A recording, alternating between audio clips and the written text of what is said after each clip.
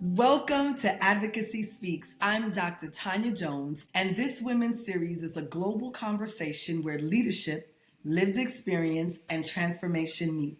And we're not just talking about advocacy, we're exploring how we think, how we respond, and how we lead, especially in moments that don't go as planned. And because life doesn't always follow that plan, the real question becomes, what do you do when it doesn't? Joining us today is Dr. Andrea McKie, who's a clinician, an educator, and a subject matter expert on trauma-informed care, behavioral health, and prevention. With decades of experience across clinical practices, military prevention programs, and higher education, Dr. McKie brings a level of depth and precision to these conversations that is both powerful and necessary. Dr. McKie, welcome to Advocacy Speaks.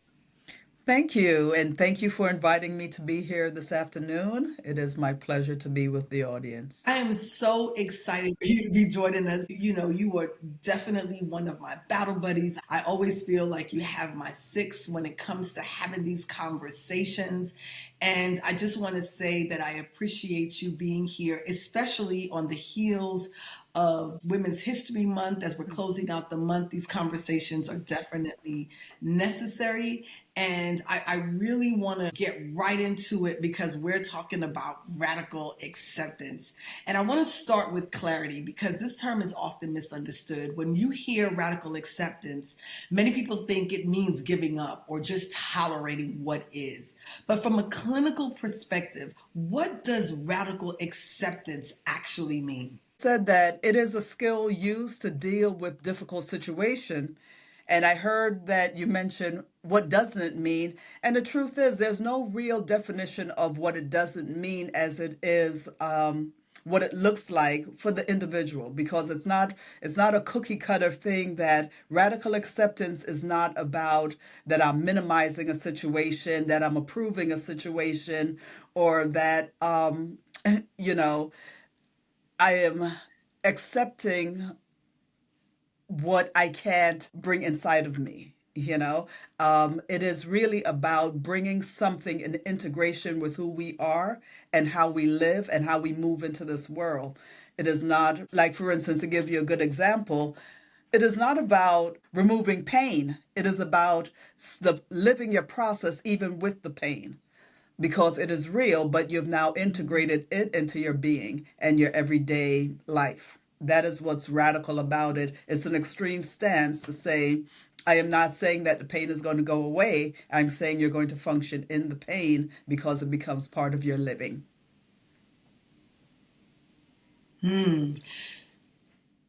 So why is it so difficult for people to practice it even once they get to a space that they understand it? What's making it so hard? Because it's a validation of feelings. Usually, in a lot of the conversations we have, we tell people that feelings are not facts. Radical acceptance does something a little bit different. It tells you that your feelings are valid. You lose someone that you love, right? And you're in pain. Your feelings are valid. We don't discount that you lost someone and this pain is intense and is so distressing. We're saying that when we radically accept something, that means I am willing to move in the fact that the loss is real. I acknowledge that this is real. I get it that it's real. They're not coming back. It's real. But in spite of all of that, I can still gratefully acknowledge that they existed. And I remember every detail about them. I remember the joy that they brought into my life, even though that they're gone. It is a stance that you take that says, what would you have preferred if they had never been here, because you know great pain will come. Everything changes when you start to shift in the reality realm, meaning that we will suffer great loss in life. That is true, every one of us, because we're living through so many things, right? But how do you allow that to be, your awareness, and still move forward in that I can still fall in love even though my heart was broken? That is the tension that we're dealing with, and saying that I am wrapping myself around this. A lot of times with radical acceptance, we teach a basic skill called everyday acceptance. What everyday acceptance look like, it becomes like a platform. When you are so upset or angry because someone cut you off on the road, right? I can use that and say that, okay, if I shift and change my perspective, I realize that they don't know who I am. They cut me off not because of me, they don't know you. It's just what happened because maybe they had someplace to go. Maybe it is because they have their own emergency. It is not simply about disrespect to me or dishonor to me or violation to me. It is because of something else. I can shift my perspective. If every day we start learning how to shift the smaller things in life where my perspective see it this way, it is kind of like a proving ground for when larger things come our way. We start to understand that I don't blame myself for what has occurred. I understand it occurred even though I am a good person and I love deeply and I deserve better. I understand this. I am not approving it. I am saying to you that I understand that this thing is real. And that's what the difference is when you look at radical acceptance and using a version to make it easier for people to understand that every day of our lives we're challenged with something. So, what if we're able to start looking at things, no matter what the difficulties are, in a realistic way that say, I get it. You know, I understand and I get it. So everyday acceptance, radical acceptance, basically allows us to accept, or not accept, but acknowledge that this thing happened, whatever this thing is. You know, Exactly. whether it's someone cutting you off or you're having a bad day, you know, Hmm. I'm acknowledging that this thing happened. And I'm also acknowledging how it made me feel. But even though it made me feel a certain kind of way, I can choose how I respond and how I navigate those feelings and what I do about it. I really like that. And I really like the part about everyday acceptance because you're right. When we're dealing or thinking about all of the things that are happening in the world today, we turn Hmm. on the news and we see war and we see death and all of these different things. These things are happening around us every day, and we are gravely impacted by it. We have to acknowledge that these things are happening and they make us Right. feel a certain way, even though they may not be happening to us Hmm. personally. So I really do like that. And I think it's something even I can use every day. Just tap into that daily, everyday Right. acceptance. So let's go Yeah. in, let's go a little deeper. When life doesn't go as planned, right? Whether it's trauma, transition, or any type of unexpected change, people often resist reality. We've all done it before. So, what happens from from a psychological standpoint when we fight against what is? Okay. Radical acceptance came after the heel of Dr. Elizabeth Kubler-Ross's theory on grief and death and dying and loss. That's the theory that we go on. To give you an example, when we are not accepting something, we're going to be number one, we could be in a place called denial, meaning that, denial sometimes is our best friend. I don't necessarily think denial is is the worst thing that can happen in the moment of extreme pain because radical acceptance is dealing with complete distress, right? We're not talking about the everyday piece. Now we're going to go into the extremes, the things that will hurt and cripple us because the pain is so deep. When we go into denial, denial gives us a moment just to kind of gather yourself. To give you an example, the phone rings in the middle of the night and you pick up the phone and you start to hold the on the other end is a doctor saying, your son is here in this hospital and we need you to get to this hospital. You're hearing, and they tell you the name of the hospital, and you're hearing the conversation, and you're not asking anything because you're in denial in what is actually happening, and you're frozen for a moment And the only thing you have to do in that moment is listen to what the direction is so that you can get in your vehicle, that you can drive however long you have to drive to get to that hospital, right? So denial gives you a moment where I don't know what's going on and I don't want to know. I am just frozen in it. And then denial have to shift because we can't live in denial, right? So that's the process we start on, but then you get to the hospital. So let's talk about that. Let's talk about that shift, right? So Hmm. what shifts when someone moves from resistance to acceptance, right? So first, if you're in the hospital, you're in the place of denial. All you can process is that there's something going on and I need to be at this location, right? Hmm. So now you're in a different space. So what happens when you actually have to now shift to the acceptance? Well, you know what? And I need to say this so that we're clear about something. Acceptance is not a promise. Acceptance is not, that this is going to happen, because what happens is that the reason why those stages of grief and loss is so important because there's no true direction. I can be in denial for as long as it takes me to get out of there because a doctor or anybody could be telling me something that I am not able to digest. And you have to know I can't digest it, so I don't accept it. And it is kind of like a protection for a moment. When I start to digest something, I am going to have to deal with how it makes me feel.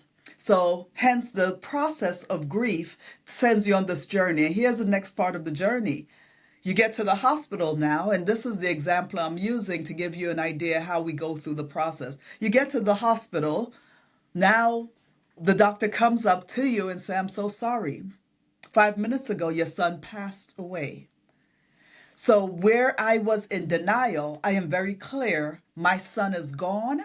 And now I am angry because there's no response and no answer to why me. When there is no answer, you get angry because I need everyone to understand this little thing is that, anger is not always a secondary emotion. Sometimes anger is, period. It just is.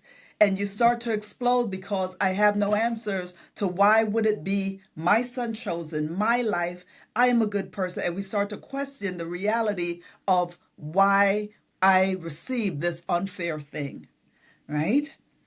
And from there, we Yeah. go through the next stage where you could only question that for so long. Some of us, at each interval of each stage, that we stay stuck in one of them. Because sometimes what happens from anger, we go into bargaining. Bargaining is where I say that what I will give, become, change about me if this reality did not exist for me. If you can take away my reality, this is what I would want, right? And when we are going through bargaining, Yeah. bargaining is an interesting state because I've told people before, I've worked with individuals that will say to me, I don't believe in a higher power. I don't believe in God. I don't believe in this. I don't believe in that. But when their life hit crisis and distress, they will bow to any and everything. They will start to, look for, something that can come as a healer to the pain because I'm bargaining. I'm bargaining with what because and we can't just have nothing to offer up. And we have to be offering it to someone or to something or to some being and some practice to because I'm fighting with the pain I'm feeling. And that's why we do what we do. So when you talk about Elizabeth Kubler-Ross and she is working with terminally ill patients and she's going through and hearing the resounding nature of what they're saying and the themes keep going, you start to understand why the process is. And the process is not something that's linear, meaning that I can be anywhere. I can come into it and just be clear in another realm, meaning that I don't have to be bargaining. I could just be angry for a long time. After anger, and bargaining, where are we? Then we're in depression. Now, depression is where we are stuck. We're often stuck in depression for a period of time. Sometimes it is the outside forces that creates the energy we need to shift what we're feeling. Depression becomes a part where we start to feel so helpless and hopeless that I can't go beyond this moment. And it is understood that there are times in our lives that we're going to be in a place where not even the things that is cooked in front of us and being brought to our attention, we can even swallow or digest, even if it's food. Wow. We're Okay. helpless and hopeless. So Wow. that's where those stages there, those first four stages of grief, keep us sometimes locked and blocked for a period of time. Mm. And sometimes we go from, I was bargaining one moment and I'm back to anger. I was depressed one moment and then I'm back to denial. This didn't happen. This is not true. No, this, I don't even know, this makes no sense. And it keeps, sometimes we bounce around in and through it because we're processing information based on something. And sometimes it requires that you're going to need help to get yourself out of that because acceptance is not a natural response to it. Meaning that, oh, okay, I've been through all of these stages. Now it's time for me to go to acceptance. Acceptance is just the place where I acknowledge that this is real. Okay. And Mm. what And happens now? these are all these are all emotional responses to Right. whatever that thing is that triggered it, whatever Mm-hmm. if it's trauma or if it's war. We talk about those big T's and little T's. It's Right. literally just our emotional responses. So let's talk about control a little bit if we could, because Mm-hmm. often what we're really struggling with is not the situation, but as you shared, the response to it. So how does radical acceptance help someone regulate, if that's even possible, their emotional response when it comes to high stress or triggering situations? Yes. So the question that I was asking is because as we shared that we're people are so much so struggling to regulate their emotional responses in high triggering or high stressful situations. So how does radical acceptance help someone regulate their emotional responses when it comes to high stress or triggering situations? Uh, I, I can't say that it actually helped you to regulate because regulate means that there's some way for me to kind of balance it, right? And no, what happens, radical acceptance means that there are times where I've radically accepted the reality of my situation and the loss. That is not an indication that I won't fall on my face come tomorrow and cry as if it's happening in the moment. The difference is I now have power and a way to get back up. I'm getting back up because I understand that, okay, you can't lie here forever, right? You have to get up. I have to function. I have to cook my dinner. I have to go to work. So what it is that the difference is that I am now taking this thing that has occurred in my life, no matter what the circumstance of it is, and I am now bringing it in to me, meaning that this is a thing that I carry. It's not carrying me. When I am not radically accepting something, every time I walk around in this world, into rooms, into anything, into my functional life, all you see is the pain I bring with me. All you see is that there is distress walking in the room. You don't see me anymore because all I am showing you is the distress that I have gone through. When you radically accept something, you walk into the room and the first thing anybody sees is you. They don't see the woman who has lost her child. They see you walking in the room, and in you are all these other vessels that is part of your DNA that it is not my makeup. It's not all that makes me up, but I have gone through great suffering. I have dealt with the loss. I have been dealing with it, and sometimes it comes back to me and I have to cry, but that don't mean I am in a place of denial. It means that sometimes the pain comes back because it's real still in me, but it's not the only thing that is in me. There's so many other things, and I am aware of that. I think it is kind of like talking about so many things that has hurt us, you know, don't keep us broken, but we know what has hurt us, but we are not stuck in the hurt. We survive the hurt and we stand up and say, we acknowledge that, yeah, damage occurred, but I'm still broken. In these places would say that the damage occurs and it's still a damage. Where when you look at radical acceptance, it means, yeah, but I'm healing every day. That this is a thing I acknowledge every day and I am walking through it every day. So we're holding on to the pain. We've experienced the trauma.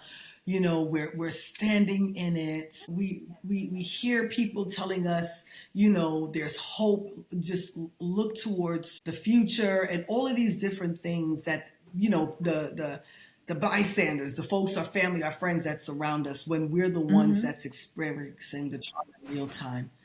So if you could give one tip for that individual that in that moment they're dealing with all of it, what would a practical way or a practice be in that moment that you could share, so that if I'm the one that's experiencing the trauma, that I could do in that moment, if I even have the capacity to reflect on this tip? What would that one tip be? Oh, wow. And that's interesting because I'm going to tell you, um, in order for me or you or anyone else to get to a different place when complete distress has hit our lives, it's usually we're going to have that support system in place that is actually going to call to attention what we don't even want to exist. When we are down on ourselves in anything that's so deep, we stay there longer because we feel we don't even want to get out of that. We hold so much guilt and shame and blame that we stay stuck.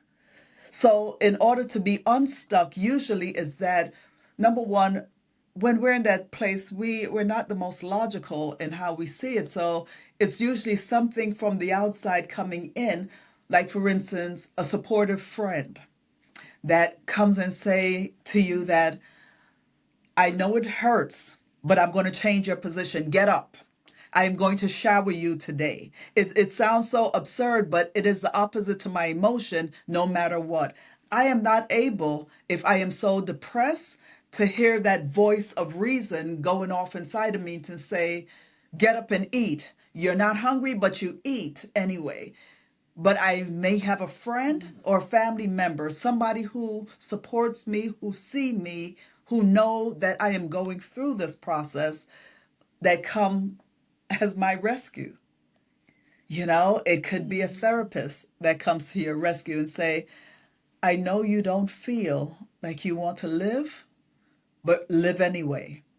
You're going to get up, you're going to sit up, and you're going to do the opposite to what you're feeling, because what happens in behavior will redirect what is your emotion. Just like our emotions will create us to behave a certain way, and the longer if I am sad and I behave as someone defeated, I am going to be immobile after time. But what if I am sad and I start to move? I am going to go back and connect myself to the living after time. So that's what it is. It's like doing the opposite to whatever I am feeling. I don't want to eat, I eat. I don't want to shower, I shower. I don't want to connect with other people, I connect. I don't isolate. I isolate, I stay in depression. I stop eating, I stay in depression. All of those things start to impact how we behave and how we respond. So the thing I tell people all the time is that find yourself a safe place to go, meaning that when you can't walk, get somebody to move your feet for you. Sometimes it is a therapist.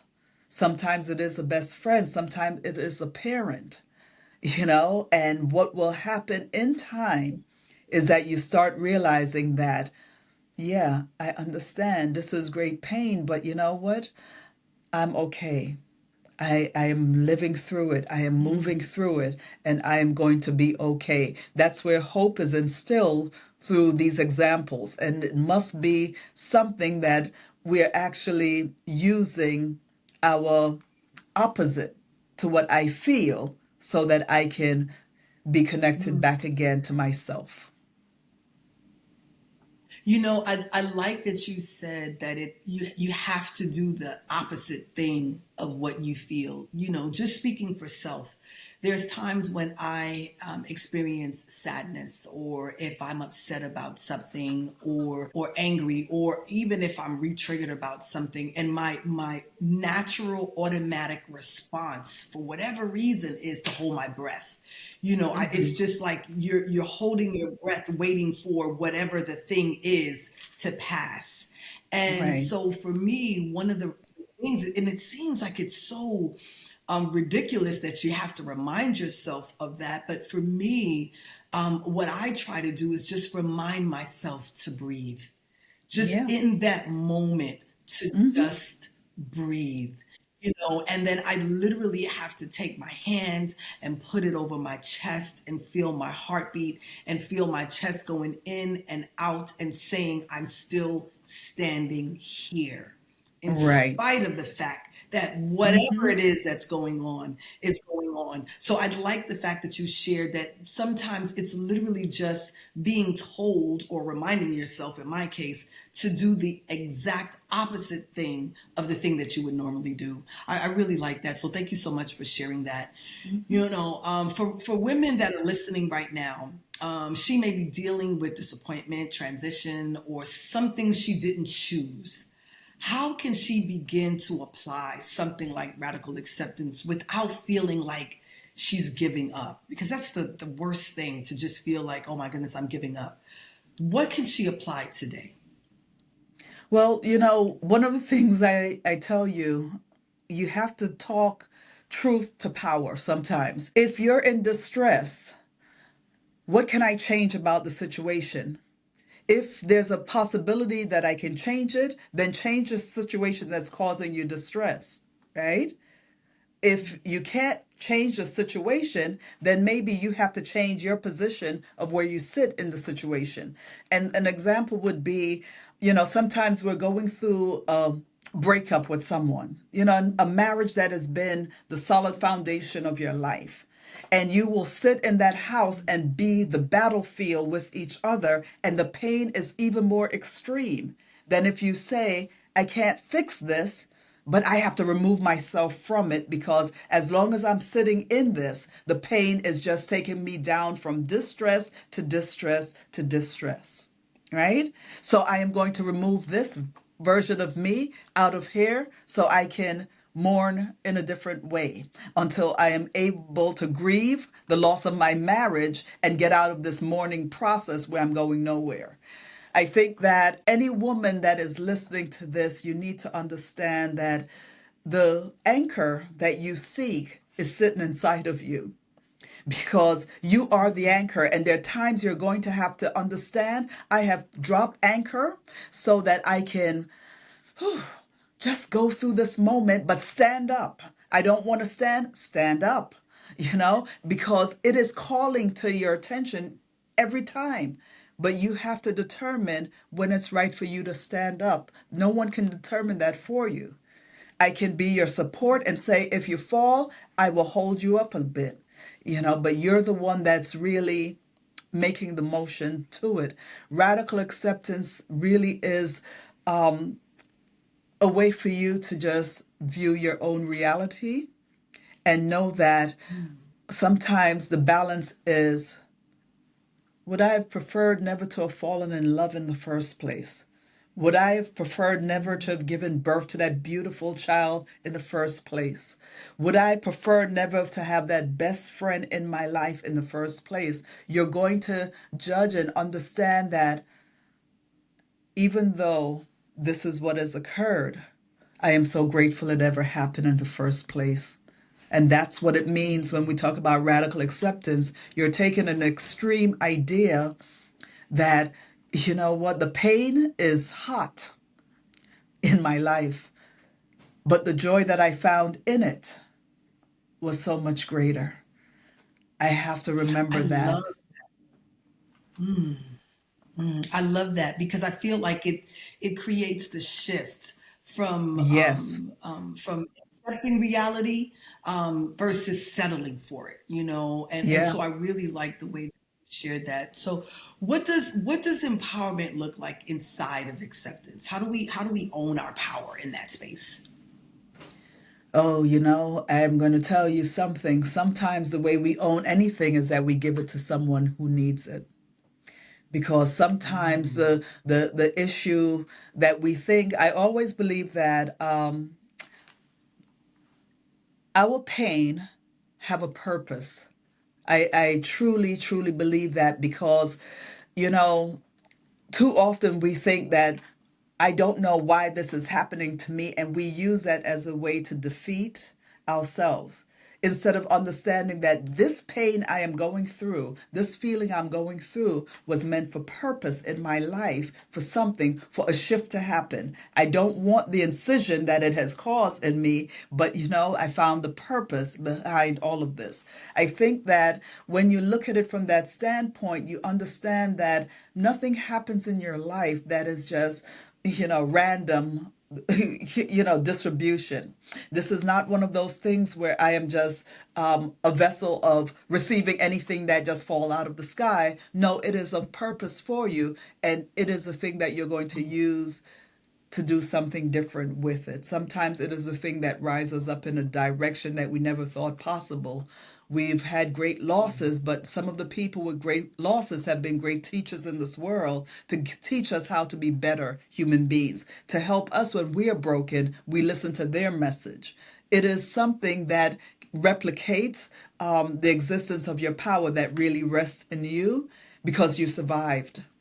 There's a survival story in it, and the survival story is meant to be shared with the next brother or sister or whoever that has fallen apart. You become their story, you know, and they say, yes, just because they did it, I too can do it.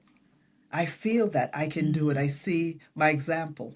You know, that's where we find the power of what the pain was supposed to be, because now it's going to translate into existence in somebody else's life. yeah. Wow. You know, that is so powerful and so true on so many levels.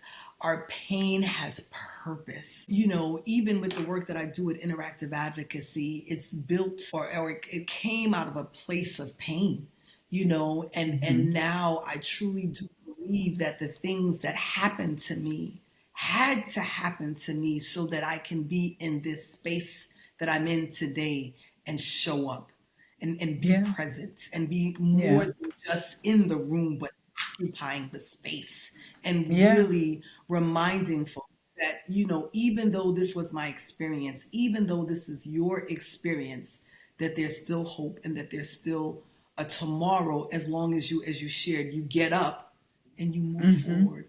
So I Yeah. love that. Pain is your purpose. Yeah. So when we stop resisting reality, something shifts internally, right? So Hmm. it's what does that growth actually look like on the other side of acceptance? We've accepted it, and now we're growing. We're showing up.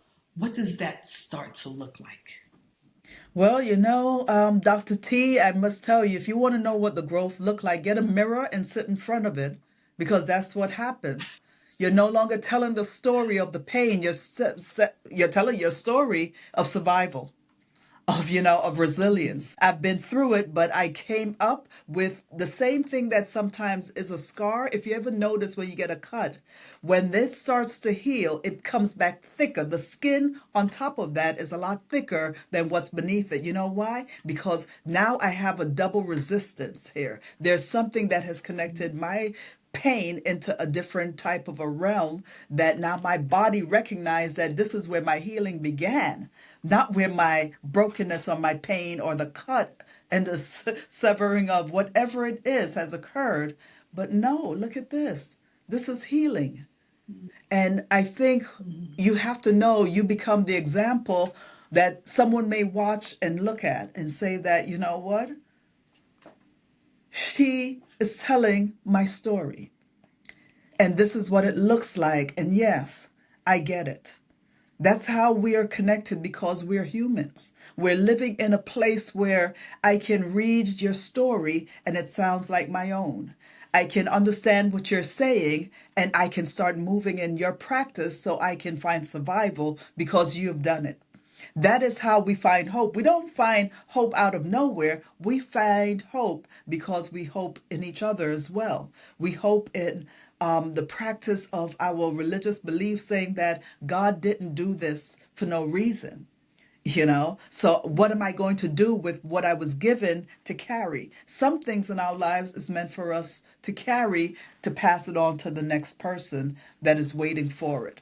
I think those are the lessons that you have to see, and that's what it looks like on the other side. Radical acceptance is a radical and extreme way of standing up in your purpose, and knowing that Oh, I am not meant to be broken, you know, but I'm wow. going to survive That's amazing. this. Ooh, I love it. I love it. Dr. McKie, in this series, we are centering our conversations around the GLOW framework. And for you, this conversation reflects G, which is growth through adversity. So I want to ask you this. How can women use radical acceptance as a tool for growth, not just to cope with adversity, but to think clearly, to respond intentionally, and to be stronger on the other side of it? I think that a good way to look at what we can do with that as women is to understand that even if I step out in a direction and I fall or falter, get up. I accept that it is not the end of me, it's the beginning. I accept that every lesson that have taken me through this process was meant to be my stepping stone for greater things. Radical acceptance in that type of thinking creates a desire to continue even when things look like it will never change and it looks so hopeless in what we do, what we say, what we feel, who we love, who don't love us back. Radical acceptance says that I am not broken by it. I am strengthened by it. That's what you're pulling against and pulling in towards a better understanding of the power of you. What's in you, let it come out. What's hurting you, throw that away. Let this come out, because the pain is not going to be my thing that I carry as a crutch of my life. It is going to be the thing that is my platform that I step up in my life. That would be how you do it as you go forward. And for the woman that's listening right now, she's in a moment she didn't plan for, and maybe she's struggling to accept it. What would you say to her today? I say that, inside of you is a voice and a warrior that is asking you to finally listen, because it is not over. It is not over. I need you to hear your own voice calling you back to life, right? And you call it back and say, I am here and I am present. And I am going to, if I am on my knees, I am still upward. If I am on my back, I am facing upwards. Get up. There is always another story in the story. And the story is, it's time for you to get up, because you keep hearing it. You hear the faint voice, let that voice be the roar inside of you as you get up. Because I trust that you can get up. And you're talking to yourself when you're doing it and saying, girl, you can get up from here. Woman, stand up. I was not meant to be bent over and broken. It's time for you to get up. And you just start getting up. And I tell people all the time, there's no shame in what occurs in our lives if we don't hold on to it as if It's supposed to be something that has set us apart by something we have done. You don't have to bargain with this story. The story is not meant for you to trade in who you are for something different. Sometimes I just have to take what has hurt me and say, okay, what do I do with it now? And get up anyway. Get up anyway. You know, that seems to be the common conversation piece, the common reminder as we have been navigating this women's series and Advocacy Speaks, and just specifically for women, just reminding them to get up, reminding them to move forward, reminding them not to give up, and not to be embarrassed or ashamed of their story because they're their own. Right. And just, you know, listening and tapping into their own voice. You know, sometimes we're fortunate enough and we're blessed or we're privileged to have other people around us to be the voice.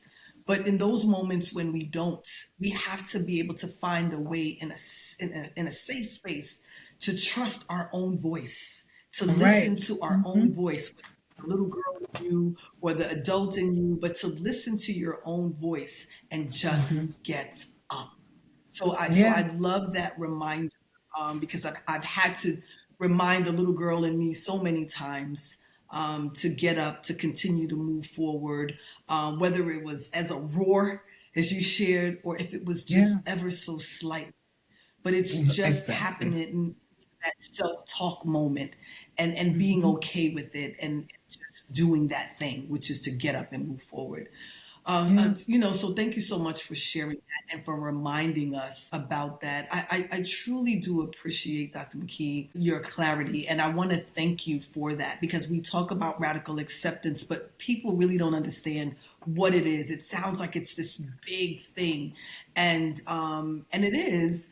But Mm-hmm. it's so much easier to digest when you just understand what it is and how you can apply it. So, again, thank you so much for your clarity, for your Mm-hmm. expertise, and for all the work that you truly do to help people understand themselves at such a deeper level. You know, this conversation reminds us that acceptance is not about surrendering, it's about awareness. And from awareness comes choice. And so I Right. want to thank you so much for all that you do. Welcome. If folks want to find you, how can they connect with you on LinkedIn? Where can they find your book at? How can we stay connected with you? Oh, give me a call. No, just kidding. um, Like, has the whole world calling you all at once? right, right. But Well, I or am at least are you definitely. on LinkedIn or Facebook? Yes, I am both. So I am available there. I do have an organization, but we've been a bit inactive because I am doing a lot of work with patients right now. And so I've had to back up off of a lot of that piece. But certainly reach out, especially through LinkedIn. You can find me there. Okay? Definitely. Awesome. Awesome. Thank you so much. Thank you so much for that. And we'll make sure that we share with everyone your LinkedIn profiles and where they can buy your book. So at Interactive Advocacy, we honestly believe that change doesn't happen by chance. It happens through voice, through action, and through leadership.